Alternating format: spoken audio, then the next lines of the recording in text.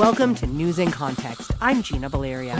In this episode, we explore the recent history of women's sports, particularly basketball, in college and professionally, including in the 90s, when the first women's professional league was established, the American Basketball League, or ABL, followed closely by the WNBA. With increased attention and interest on women's college basketball, thanks to players like Caitlin Clark, Angel Reese, and Cameron Brink, and an acknowledgement of the high level of play and skill, the hope is that women's basketball, soccer, and other sports will get the attention and fan base they've deserved for years. But women's sports have been in the spotlight before. How is this moment similar and different to what we've seen in the past? My guest is Sarah Fields, professor of communication at the University of Colorado, Denver, and president of the North American Society for Sport History. I have had an interest in the ABL and in women's basketball. I played from an early age all through high school. Couldn't have played Division I and wanted to go to UCLA, so I had to say goodbye to basketball at that point, or at least, playing on it. And then in grad school, I did a little master's project on the WNBA and ABL because it was happening right then. And I've always wondered sort of what really went down and had my thoughts. So now that we're here in this moment with women's basketball really getting some attention, more attention, the March Madness for women being of more interest really than the men's March Madness, the retirement of Tara Vanderveer. I just thought it would be a good moment to explore it again. So let's start with your orientation to basketball. You mentioned you always love to talk about basketball, as do I. What brings you to basketball is something you really enjoy? So I started playing organized basketball when I was about 12, and I was living in Denmark. And they didn't have enough girls for the 9th grade team for the 2 tournaments they played. So I got to play on that team. And I was neither big nor talented, but I was a warm body. So they let me on the team.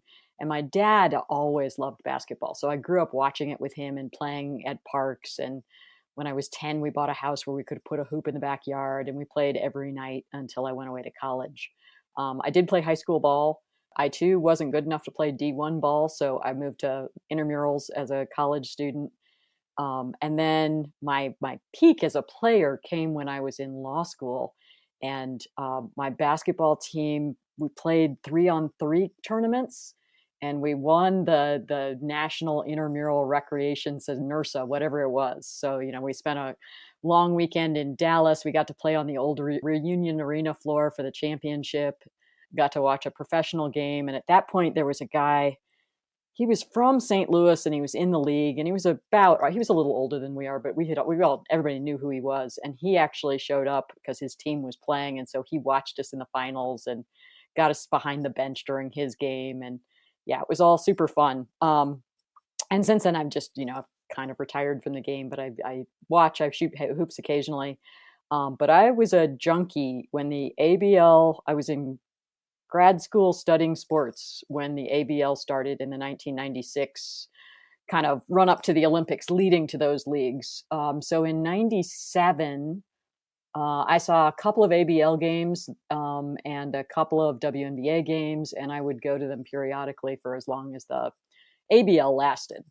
Remain a fan, and I have issues with the NCAA as an organization, and I've tried really hard to divorce myself from college sport, but I have a degree from the University of Iowa, and my dad lives in Iowa City now, so I got completely sucked back into the last 2 years of Iowa mania and watched it all voraciously. I love that. It's the Godfather 3 line. Every time I try to step out, they pull me back in. Precisely. So I was also in grad school in 96, 97, not studying sports, but interested.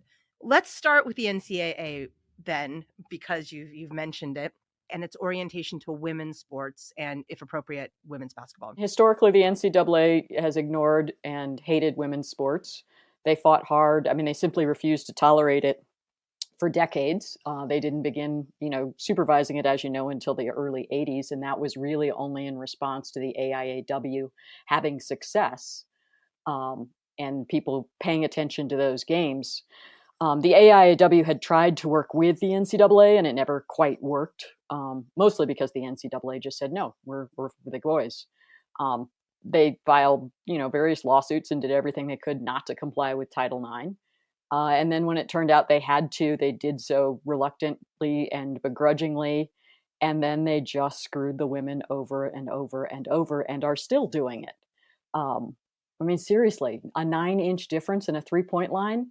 How is that humanly possible? And do we really believe that they would have said to the guys, "Oh yeah, we didn't notice. Are you good with it?" It's always been a little ridiculous to me. I remember and this isn't the NCAA, but how women are treated inside sports or have been treated. I hope it's getting better. But I remember we played when I was a child, a 10-year-old, with the regulation ball.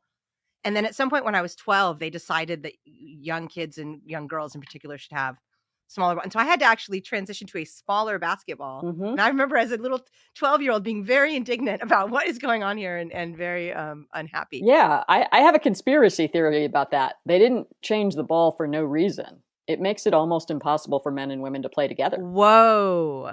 Yeah. I mean, when you play pickup ball co-ed, you always play with the men's ball because the men won't play with the women's ball. Yeah. And then they say, oh, well, the women can't shoot because it's a different ball. Oh my gosh. Yeah. Hey, I'm going to get on board with that because it just seems very ridiculous. And there was an intentional and deliberate choice to do this. Yeah, we can talk about the smaller hands, blah, blah, blah. No, it was about making sure there was no distinction. That is really interesting.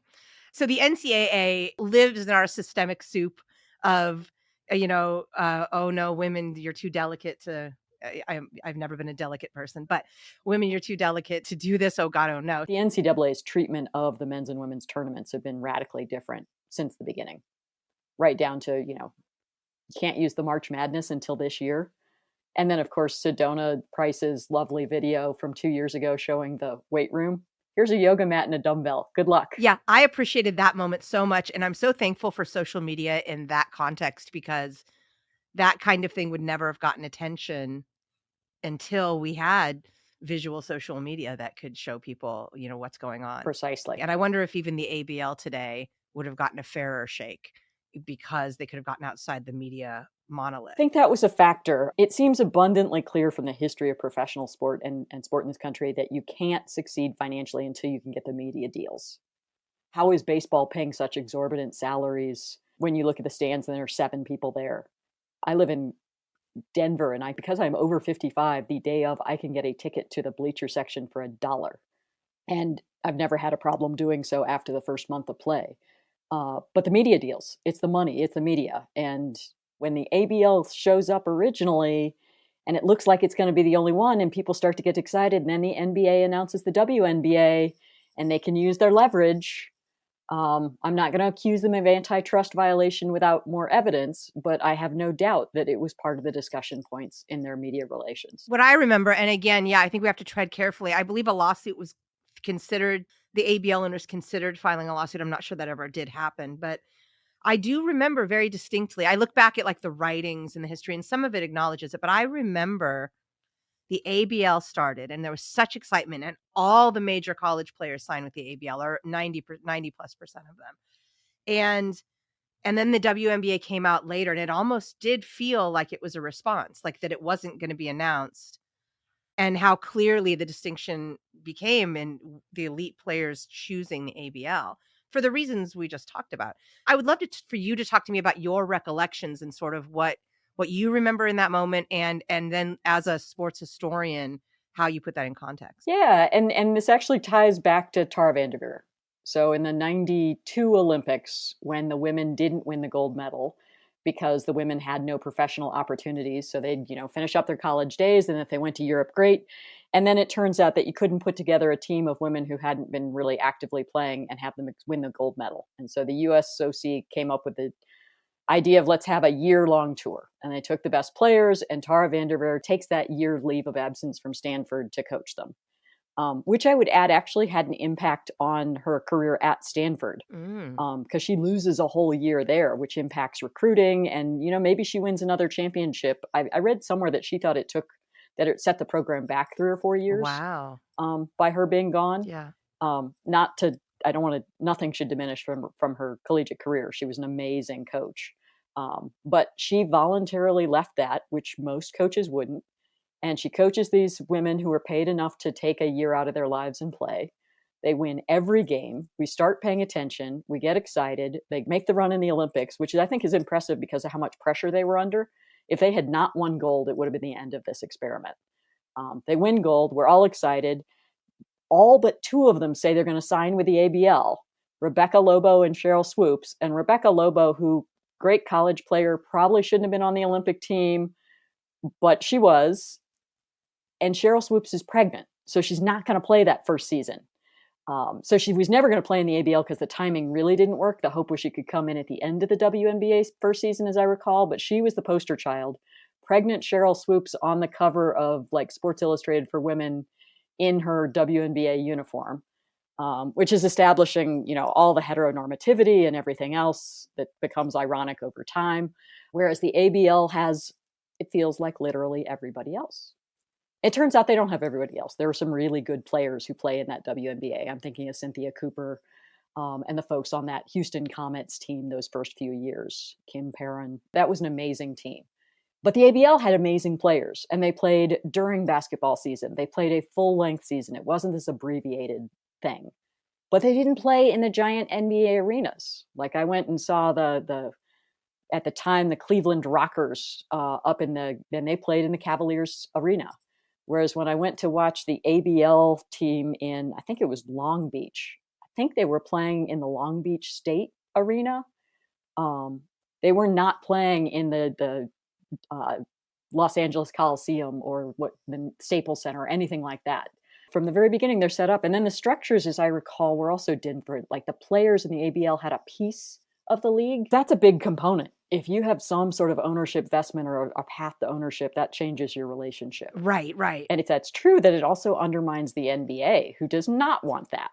They've always enjoyed being owned by really wealthy people. Right. Really wealthy people and really wealthy white men. And, as a professor, I try to be careful because so many times like, oh, that's negative. And it's like, it's not negative in a vacuum. It's just the fact that when anything is dominant, it can become problematic. And in this case, white men just happen to be the people who are calling the shots at the NBA, and that can have an impact on a woman's experience and a woman's opportunities. And I would be willing to bet that if we were to go back and look at the structure of the NBA when the WNBA was announced, that it was all white male owners at that time, and that it was probably overwhelmingly white male leadership in the league office. Yeah.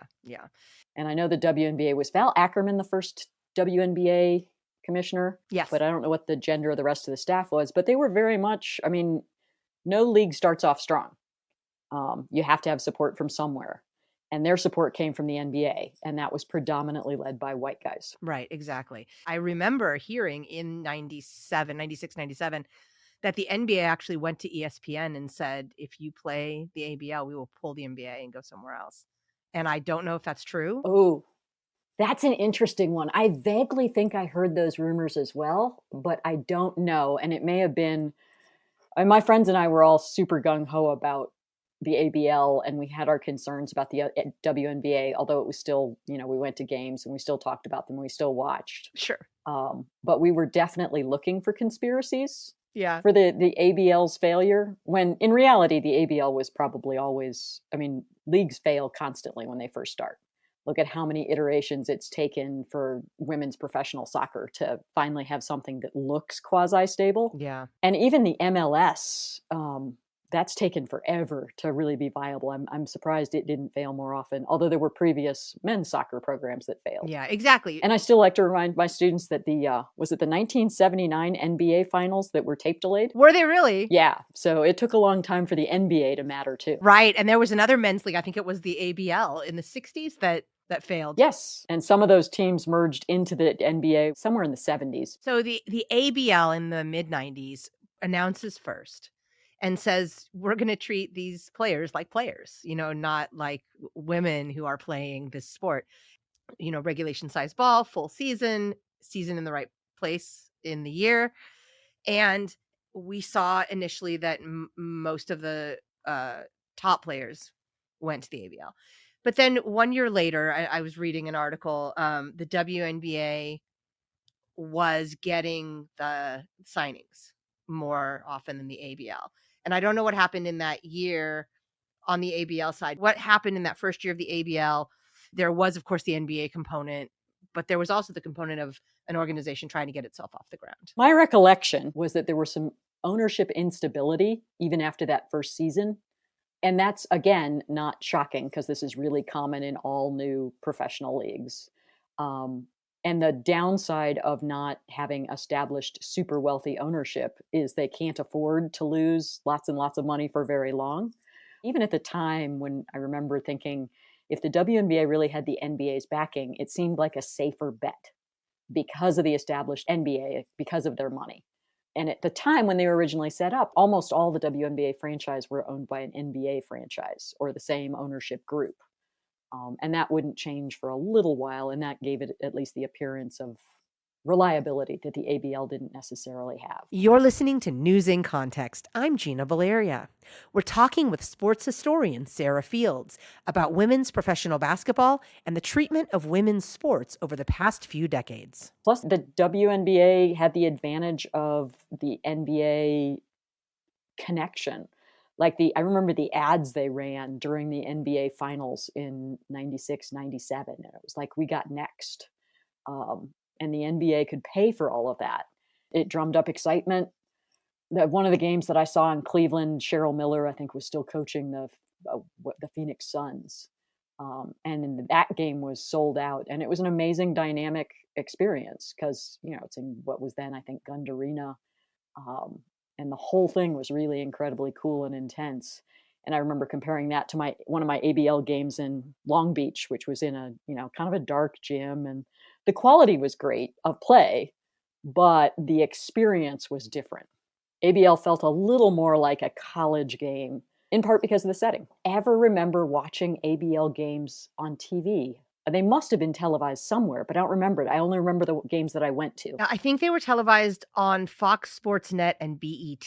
Okay. But I don't think Fox Sports Net wasn't what it is today, right? It was also fledgling. Yeah, I'm sure I didn't have that on my rural Iowa cable station.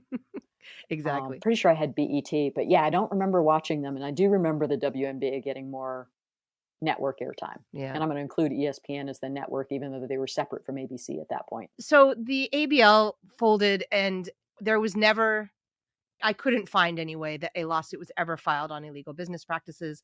So we'll never really know on paper what went down. So I had a graduate student when I was teaching at Ohio State University, Valerie Still, who was a major player. I think she was like she won some MVPs with the ABL. I think she did, yeah. She was an amazing player. We had some conversations, and she was not a fan of the WNBA, and she wrote like an op-ed column about being basically blacklisted by the WNBA because of her role in the ABL.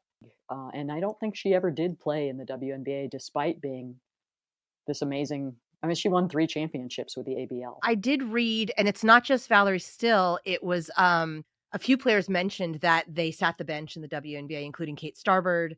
The article didn't go and explicitly say anything, but it was hinting at that by saying players who left the ABL before it folded were getting to play, but players who left the ABL after the fold were bench warmers. Yeah, if the ABL is gone, what do you care? And no, we're still people. We're still petty. We still worry about those other things. And it's, in the end, it's more about money than it is about winning. And those two things do not always equate. Right. I saw this quote from Brian Agler, who was the GM and head coach of the Quest. But he says the longevity of the NBA can be attributed to many facts, including they started off slower. They created the game in the summer so players could go to Europe, play, and make more money. That ended up working for the long term. And then, of course, a lot of the women are saying, gosh, now we have to go back into this thing where we're half here, half there, can't settle down. So whereas some people were like, oh, this is great, you can play year round. And the women are like, actually, no, we'd like to just be in one place. So is an interesting sort of the talking points around the folding and the. Yeah, and it does a good job. I mean, again, in my conspiracy theorist approach, all of this minimizes the women's experience. They get paid less because it's a shorter season. We can all equate with that. On the other hand, being an athlete is a year-round experience, but being an athlete doesn't mean you should play year-round. I mean, every sports med doc will tell you that playing year-round is awful for you, especially as you age. And then when we factor in the politics that we saw with the risks of, playing in Russia that Brittany Griner faced, that puts a whole nother spin on it. Absolutely. So the ABL happened. It didn't last long, but it left this amazing legacy. I read one article discussing the activism that probably the WNBA would not have tolerated. This article attributed social justice activism to the ABL and women from the ABL being able to find their voices and then carry that into the WNBA. Also, this idea of working to legitimize women's sports along with women's soccer, pointing out that they have better record and they have more viewers. And so their women's athletes all around have been working hard to just say, hey, look, we're athletes and the play is great. So now we're in this moment where we've got your Iowa star, Caitlin Clark, and we've got all these other stars. I mean, there were multiple people in the tournament this year and last year and who are legitimate stars, legitimate, strong, solid basketball players. And that's always been true, but now the lens is being focused there. I am hopeful that we'll see more interest in women's sport, both at the college and professional level. I think we are making progress in convincing viewers and fans that the women's game is an excellent product across the board. I get dragged back because we've had these moments before with great viewership and great numbers, and then something happens. Often the media changes focus. There were several articles recently about how there were really good viewership of the Cheryl Miller years, particularly. And then they switched and it went off of network TV and it went on to ESPN before ESPN is what it is today. Like one of the very first women's professional soccer leagues ridiculously televised their game on a network called PAX. Do you remember that one? Oh, yeah. Vaguely. Yeah. So it was a predominantly religious content. And so often you got things like Touched by an Angel. It was not, if you were channel surfing for sports, where you would ever go. And it wasn't in a lot of cable packages either, because it was not particularly common. It's like, well, that's not the best place to put it. And as soon as we start doing that, as soon as we pull it off the easy to access airways, whatever we want to call it today, then people don't watch. And so that is my big fear, is that whether through malevolence or incompetence or the patriarchy, that suddenly we will absolutely be able to see every game on our Big Ten SEC apps on our phone, but nothing will be televised that you could watch in a bar. It's happened before. And so my fear is that. But the biggest difference now, I think, is this long-term effects of Title IX in terms of generations of girls who, and now women, some of whom are in positions of power and authority, who grew up playing sports. And it wasn't just watching with their dads and playing in the backyard. It was playing on teams. And those teams got more and more competitive as the years went on. Caitlin Clark wouldn't have been Caitlin Clark if she was our age, because she wouldn't have had those same experiences. Right. And in fact, there's this really, I think it's the early 80s. There was a lawsuit by a girl. I'm blanking on her name, but I have it. It's in one of my books. She wants to play on a boys basketball team in like the 8th grade because she says the girls team just isn't good enough. And she's played in boys tournaments. She can hold her own, and it's irritating the other parents because she's winning MVP awards, all of that. She's like the Caitlin Clark of her little local era. But instead of allowing her to play, they say, no, you got to play on the girls team, which practices once a week and, plays games every other week, whatever. It's a totally different experience. So she sues, and the case goes all the way up to the circuit judge, and it's John Paul Stevens, one of the more liberal justices ever on the court. And Stevens rules that because they have a separate team from girls, she must play on it and raise the level of play for the group. So his ruling basically protects girls as a class while harming this one girl as an individual. And so she doesn't get to advance in the same way.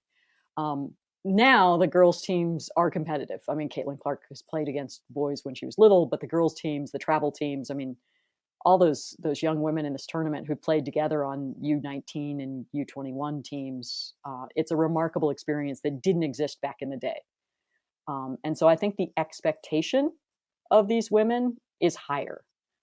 I tried out for the soccer per team at I went to the first day of tryouts and then saw how good they were and walked away and went to intramurals for soccer.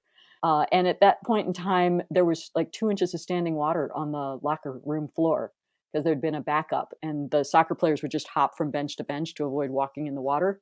And they said it had been like that for a while, but honestly, nobody sought to do much complaining because we were just happy to be able to play. Yeah. And that video of the difference in the men's and women's tournament a couple of years ago said that the women are no longer happy just to play. They want to be treated the same as their brothers. And that's a huge step forward from where we were in the past.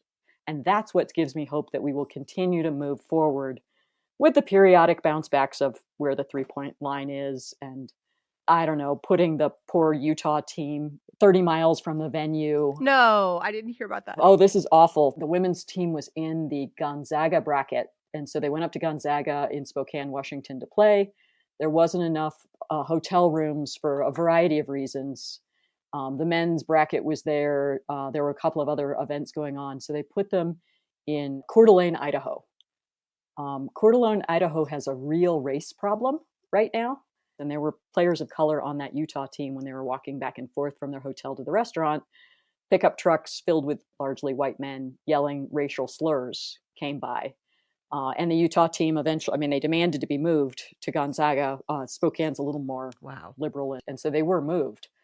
But again, it's really hard to imagine the NCAA saying to the men's, they didn't kick any of the men's teams out and say, oh, you go stay in Coeur d'Alene.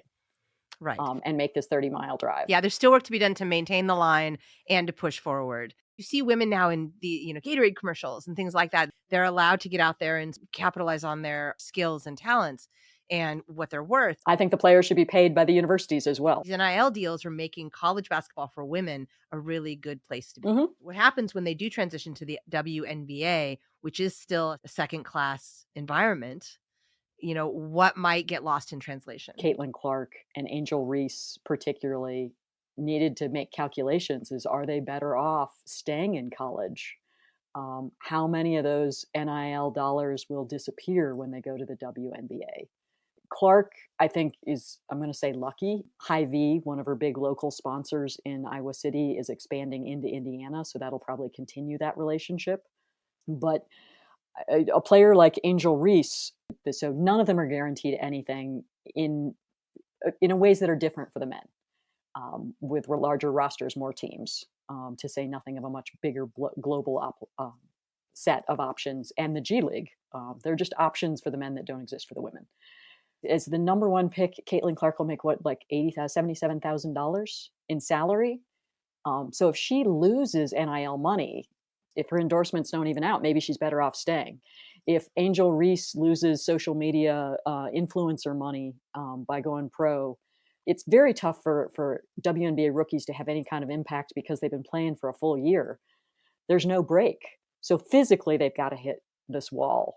But compare that to the money men make. I'm just not sure that it's always the wisest choice. Now, the ironic part is the WNBA's rules. You got to wait 4 years from high school to go into the WNBA if you're a U.S. player, has created this phenomenon of women's basketball that we don't see with the men. We had 4 years to watch Caitlin Clark. It takes time. You get invested in players over time.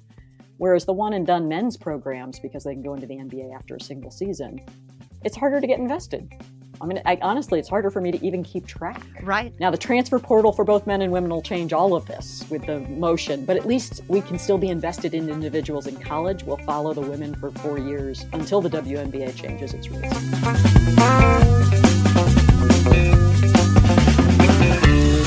Thank you to my guest, Sarah Fields, professor of communication at the University of Colorado, Denver, and president of the North American Society for Sport History.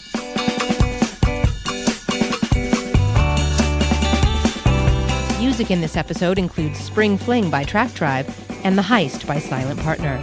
In addition to hearing News in Context every Friday at 8:30 a.m. and 6:30 p.m. on KSFP 102.5 in San Francisco, you can hear it on Spotify, Stitcher, Apple Podcasts, iHeartMedia, Google Play, Google Podcasts, Podbean, YouTube, and PRX. We're also on Facebook and Twitter at News in Context SF and on Instagram at News in Context. And you can find links to all of that at newsincontext.net. I'm Gina Valeria. Thank you for listening.